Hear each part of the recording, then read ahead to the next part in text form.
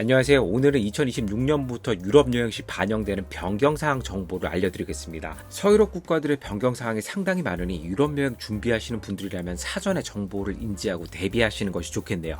그럼 시작해볼까요? 스페인 여행 가실 분들이라면 이 정보 꼭 확인하세요. 첫째, 2026년 4월부터 바르셀로나 관광세가 역대급으로 인상됩니다. 도시세와 카탈루냐 지방세가 합쳐져서 5성급 호텔 기준 1인 1박당 약 11유로 수준으로 인상됩니다. 단순히 이렇게만 들으면 잘 안 와닿죠? 그럼 산식을 대입해서 예시 계산을 한번 해볼게요. 만약 2026년 5월에 2명이 4성급 호텔에서 3박을 한다면 지불해야 할 총 세금 산식은 이렇습니다. 이젠 바르셀로나에 가서 일주일만 있어도 10만원 이상의 비용이 세금으로만 나가니 미친 짓이라고 하지 않을 수 없네요. 이런 논란 때문인지 몇 가지 예외 사항은 생성해 놨더군요. 관광세는 동일 숙소에서 연속으로 숙박할 경우 최대 7일까지만 부과합니다. 8일째부터는 세금이 면제됩니다. 단 지방세는 그대로 부과가 됩니다. 만 16세 미만의 어린이 및 청소년은 관광세 부과 대상에서 제외됩니다. 단 여권은 확인이 필수겠죠? 숙박 예약 사이트에서는 선결제가 불가능하고 무조건 현장 호텔 결제만 가능하며 현금 우선 결제 방식이라 사전에 현금을 대비해 두시는 것이 좋습니다. 둘째, 스페인 해변 금연 규정이 매우 강력해졌습니다. 스페인 전역에서 담배 없는 해변 캠페인이 확산되고 있으며 2026년부터 처벌 규정이 더욱 구체화되었습니다. 이미 바르셀로나 지역은 모든 해변이 금연구역으로 지정되어 위반 시 최대 2,000유로의 고액 벌금이 부과될 수 있는 강력한 조례를 유지 중입니다. 여기에 마요르카, 이비자, 빌바오 인근의 산 세바스티안 해변 지역에도 이 제도가 확대되어 위반 시 200유로의 벌금이 부과됩니다. 이는 전자담배도 동일하게 금지되고 있어 각별한 주의가 필요합니다. 스페인으로 여행 가실 분들은 꼭 인상되는 관광세와 해변 금연 규정을 잊지 마세요. 이탈리 로마 여행을 계획 중이세요? 2026년부터 콜로세움 입장 규정이 완전 바뀝니다. 첫 번째, 이제 현장 티켓 판매가 없어졌습니다. 2025년 대규모 티켓 예약 비리 사건이 적발되어 사회적 이슈가 되었는데요. 이로 인해 무조건 100% 온라인 사전 예약 형태로 변경되었습니다. 방문 30일 전 오전 8시 45분에 티켓이 오픈되니까 알람 맞춰주세요. 공식 사이트는 티켓팅 콜로세오 IT입니다. 두 번째, 100% 기명 티켓 시스템 도입. 입장할 때 예약자 이름이 여권과 일치해야 합니다. 타인 이름으로 예약하면 입장이 완벽히 불가능해졌습니다. 세 번째, 백팩이 포함된 큰 가방, 캐리어 반입이 금지됩니다. 크고 작은 테러 위협과 소매치기 방지를 위해 변경되었다고 합니다. 이제 작은 가방만 입장이 가능한 점 잊지 마세요. 네 번째, 티켓 종류를 꼭 체크하세요. 일반 티켓은 1, 2층만 가능하고 아래나 바닥에 들어가려면 풀 익스피리언스 티켓이 필요해요. 신규 다락층 파노라마 뷰는 별도 티켓이니 놓치지 마세요. 다섯 번째, 매월 첫째 주 일요일은 무료로 개방되지만 예약 불가 및 선착순 입장이라 줄이 엄청 길어요. 미리 아침 일찍부터 준비해서 콜로세움 관람에 차질이 없도록 완벽히 즐기세요. 앞으로 로마에서 콜로세움 방문을 준비하신다면 한 달 전 입장권 예약이 필수 코스라는 점 기억해두세요. 로마 여행을 계획 중이라면 이 소식 꼭 알아두셔야 됩니다. 바로 트레비 분수가 유료 입장으로 전환된다는 사실입니다. 그동안 누구나 자유롭게 접근해서 동전을 던지고 기념사진을 찍고 로마의 낭만을 마음껏 느낄 수 있었죠. 하지만 최근 관광객 급증과 주변 혼잡 문제 때문에 로마시가 새로운 관리 시스템을 도입하기로 결정했습니다. 앞으로는 관람구역이 크게 두 가지로 나뉩니다. 첫 번째는 멀리서 분수를 조망할 수 있는 무료구역, 그리고 두 번째는 분수 앞까지 가까이 다가갈 수 있는 유료 입장 구역입니다. 26년 2월 1일부터 입장권 가격은 2유로로 책정될 예정이며 시간별 인원 제한도 생겨서 과도한 혼잡을 줄이고 보호관리 비용을 확보하는 것이 목적이라고 해요. 특히 기존처럼 동전 던지기는 유료 구역에서만 가능해질 전망입니다. 그래서 앞으로는 즉흥적으로 들렀다가 동전 하나 툭 던지고 가는 풍경은 보기 어려울지도 모르겠네요. 물론 찬반 논란도 많습니다. 여행자들은 역사적 명소의 접근성을 제한한다고 우려하는 반면 로마시는 트레비 분수를 보호하기 위한 불가피한 조치라고 강조하고 있죠.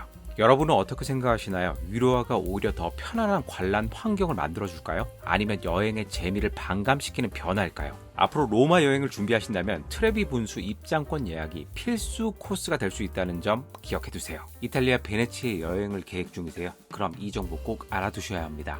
2026년 4월부터 베네치아 입장 규정이 또 바뀌었어요. 베네치아는 관광객이 너무 많아 과잉 관광을 막기 위해 세계 최초로 도시 입장료를 부과해서 논란의 중심이 되었습니다. 2025년에는 주말과 공휴일을 중심으로 오전 8시 30분부터 오후 4시까지 총 54일을 적용했었는데요. 생각보다 수익률이 좋아서 재정에 도움이 되니까 2026년부터 유럽에서 가장 유명한 관광 시즌인 4월 말에서 7월까지 도시 입장료를 총 60일간 확대 적용한다고 발표했습니다. 방문 4일 전까지 사전 예약하면 5유로지만 그 이후나 당일에 예약하면 무려 10유로로 2배가 뜁니다.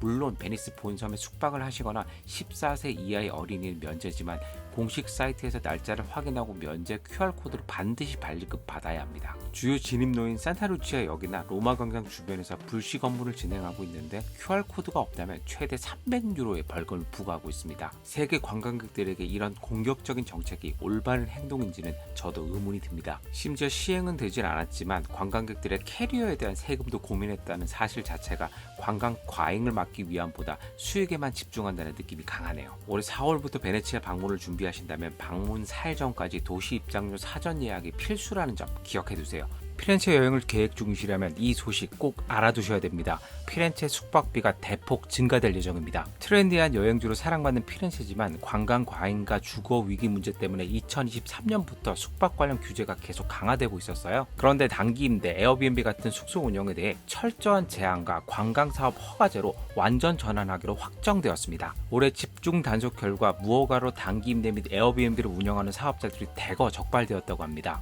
특히 이들은 숙박업으로 등록되어 있지 않아 도시세 징수의 대상이 되지 않았지만 관광객들에게 세금을 빌미로 허위로 받아왔던 것까지 드러나 충격을 주고 있습니다. 앞으로 피렌체 역사적으로 등록된 지역은 호텔 및 에어비앤비 추가 사업 진행이 완전 불가능해지며 또한 기존에 문제가 있던 단기 임대 사업자들의 허가도 박탈한다고 합니다. 덕분에 2026년부터 피렌체의 관광 숙박 공간이 줄어들게 되어 가격이 대폭 상승될 것이 예상됩니다.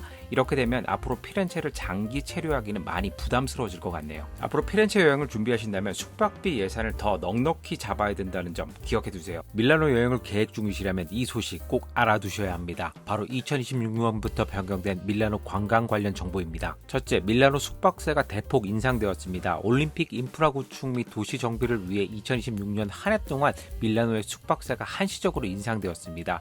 1박당 1인 4에서 5성급 호텔은 10유로, 3성급 호텔은 7.4유로, 에어비앤비 및 단기 렌탈은 9.6유로로 인상되었습니다. 물론 공식적으로는 2026년에 한정된 인상이라고 하지만 과거 토리노 올림픽 이후의 대처를 떠올려보면 제 예상에는 내년에도 크게 달라지지 않을 것 같습니다. 둘째, 교통 시스템의 디지털화가 진행되어 종이 티켓이 거의 사용되지 않습니다. 올림픽을 기점으로 사회 시스템 디지털화에 가장 큰 노력을 기울였는데요. 이제 밀라노 시내 지하철과 버스는 컨택리스 결제가 기본이 되었습니다. 그러니 여러분들의 비자, 마스터카드가 컨택리스를 지원한다면 별도의 티켓을 구매할 필요 없이 터치만 하시면 됩니다. 밀라노를 여행하신다면 숙박세 인상과 컨택리스 카드를 꼭 잊지 마세요. 프랑스 파리 여행을 계획 중이라면 이 소식 꼭 알아두셔야 합니다. 바로 파리 도심과 샤를드골 공항을 오가며 30년간 운행되던 루아시 버스가 공식 종료된다는 소식입니다. 아리알선보다 치안적으로 안전하며 가격도 합리적이고 짐이 많을 때 특히 인기가 높았던 교통편입니다. 저도 파리 갈 때마다 이용했던 버스라 이번 종료가 더욱 아쉽게 느껴집니다. 최근 파리시와 RATP 결정으로 정식 운행 종료를 선언하며 2026년 3월 1일부터 더 이상 이용할 수 없게 되었습니다. 표면상의 운행 종료의 이유는 첫째, 아리알 B선의 공항 접근 교통체계 재편 때문입니다. 둘째, 파리 전역에서 진행 중인 대중교통 노선 효율화 정책의 일환이기도 합니다.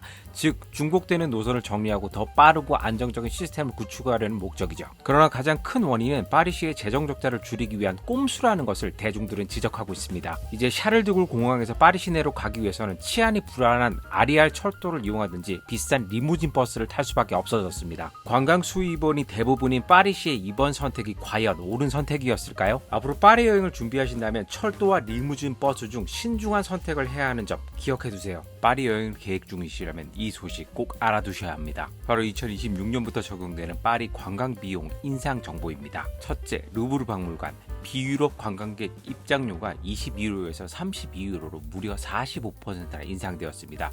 루브르 박물관에는 비유럽 유물이 훨씬 많음에도 불구하고 이런 차별적인 정책을 시행하는 것은 납득하기 어렵습니다. 둘째, 베르사유 궁전. 성수기인 4월에서 10월 한정으로 비유럽 관광객의 입장료가 32유로에서 35유로로 9.4% 인상되었습니다.